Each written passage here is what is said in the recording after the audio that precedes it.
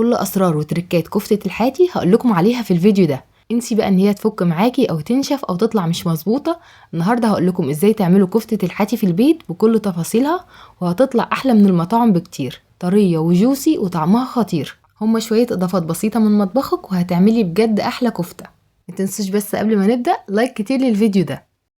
وعشان نحضر بقى الكفتة هنحتاج كيلو الا ربع من اللحمة المفرومة، اهم حاجة تكون مفرومة ناعم، يعني مفرومة وشين، وكمان لازم يكون فيها نسبة دهون من 20 ل 25%. يعني كل كيلو لحمة هياخد معانا تقريبا كده ربع كيلو من الدهن. هنزود عليها بصلة متوسطة مبشورة، اهم حاجة نصفيها من المية كويس جدا عشان الكفتة ما تفكش. المية بقى اللي هتنزل من البصل مش هنرميها، هنشيلها على جنب دلوقتي وهنشوف هنستخدمها في ايه بعدين. وهنحتاج كمان لنص حزمة بقدونس نقطعها كده لقطع صغيرة. البقدونس طبعا اختياري، لو مش حابين تقدروا تستغنوا عنه خالص. دلوقتي هزود معلقتين كبار من النشا بيخلي الكفته ما تفكش وكمان بيديلها تماسك حلو جدا. بعد كده هبدا اضيف البهارات. هنحتاج لمعلقه كبيره من السبع بهارات او بهارات اللحمه، ونص معلقه صغيره من الفلفل الاسمر، ومعلقه صغيره من الملح، ومعلقه صغيره من البيكنج باودر. البيكنج باودر بيخلي الكفته هشه ومش مكتومه، وكمان بيخليها ما تكشش معانا زياده عن اللازم. دلوقتي بقى هنبدأ نعجن الكفتة كويس جدا. لو هنعجنها على ايدينا هنعجنها كويس جدا مدة ما تقلش عن 10 دقايق. لو حسيتوا بقى ان هي هتتعبكم تقدروا تستخدموا الكبة، تخلطوها كده خلطة بسيطة في الكبة. لازم بقى تتعجن كويس لحد ما تكون بالشكل ده. الأنسجة بتاع اللحمة لازم تكون طرية وناعمة زي ما انتوا شايفين كده.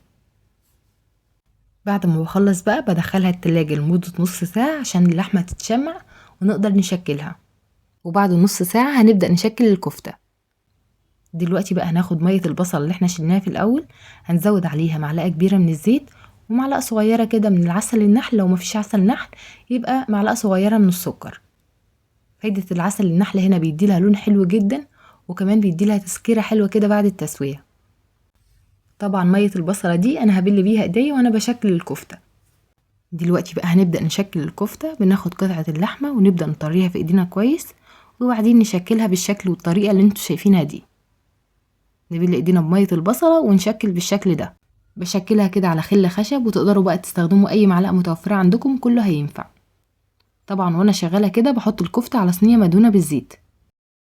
بالنسبة لقطعية اللحمة اللي انا استخدمتها في الكفتة النهاردة، انا استخدمت قطعية من وش الفخدة، بتبقى حلوة جدا في الكفتة. بشكل بقى الكمية كلها زي ما انتوا شايفين كده. بناخد قطعة اللحمة نعملها الاول في ايدينا كويس جدا، بعد كده بثبتها على الخل او على السيخ وابتدي اشكلها، وبعدين بالراحة جدا بسحبها وبحطها في صينية مدهونة بالزيت. بعد ما بخلص بديلها بقى من على الوش كده فرشة زيت، بتخليها تستوي تسوية حلوة وبيديلها لمعة حلوة جدا بعد التسوية. بالنسبة لتسوية الكفتة هندخلها فرن سابق التسخين، يعني نشغل الفرن قبلها عشان يسخن، وبعدين ندخلها في الرف الوسطاني. الفرن يكون شغال على اعلى درجة حرارة من فوق ومن تحت مع بعض. هتاخد معانا حوالي 20 دقيقة في الفرن وهلاقيها استوت.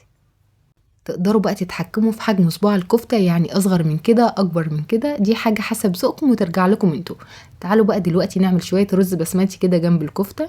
هنحتاج حلة على النار هنحط فيها حوالي 4 معالق كبيرة من الزيت والسمنة، وهنزل عليهم بشوية من البهارات الصحيحة عشان ينكهوا الرز ويديله طعم حلو. فهضيف عود قرفة و3 4 فصوص كده من الحبهان والقرنفل، وكمان ورقتين من ورق اللورا. اول ما البهارات تتحمص كده معانا هبدأ اضيف بصلاية متوسطة تكون متقطعة لمكعبات صغيرة. واول ما البصلة تبدأ تدبل معانا وتاخد لون ذهبي خفيف هنزل عليها بجزراية مبشورة. وعشان الرز بقى ياخد اللون الاصفر الجميل فبضيف معلقة صغيرة من الكاري. نستنى بقى على الجزر لحد ما تدبل شوية وبعدين نضيف الرز البسمتي. انا بغسله كويس جدا وبنقعه في المية لمدة نص ساعة، بعد كده بصفيه من المية. كل كوباية من الرز البسمتي بتاخد كوبايتين من المية. هنشوح الرز كده تشويحة بسيطة حوالي دقيقتين او 3 دقايق على النار، بعد كده هنضيف المية. وزي ما قلنا طبعا كل كوباية من الرز بتاخد كوبايتين من المية. اخر حاجة بقى بنظبط الملح بتاع الرز. ما بحبش بقى اقلب الرز كتير عشان ما يعجنش. اول ما يبدأ يتشرب المية بالشكل ده بغطيه وهسيبه على نار هادية لمدة تلت ساعة كمان او لمدة نص ساعة لحد ما يستوي. ده كده شكل الرز بعد ما استوى، واخد لون حلو جدا، لون اصفر جميل بسبب طبعا الاضافات اللي ضفناها. هتجربوه بالطريقه دي وانا متاكده ان هو هيعجبكم جدا جدا. الرز مفلفل واخد لون حلو جدا ومش مستوي زياده وكمان مش متكسر. عايزه اقول لكم بقى انه طعمه تحفه. وده كده شكل الكفته بعد ما استوت، شايفين شكلها عامل ازاي؟ بجد رهيبه وطعمها في منتهى الجمال. هتجربوها بالطريقه دي وانا متاكده ان هي هتعجبكم جدا جدا. ما تنسوش بقى تجربوا الكفتة والرز بالطريقة دي وتكتبوا لي رأيكم في التعليقات على الفيديو. ولحد هنا وصلنا لنهاية الفيديو. بتمنى فيديو النهاردة يكون عجبكم واستفدتوا منه. ما تنسوش بقى لايك كتير للفيديو ده، واشوفكم على خير ان شاء الله في فيديو جديد. مع السلامة.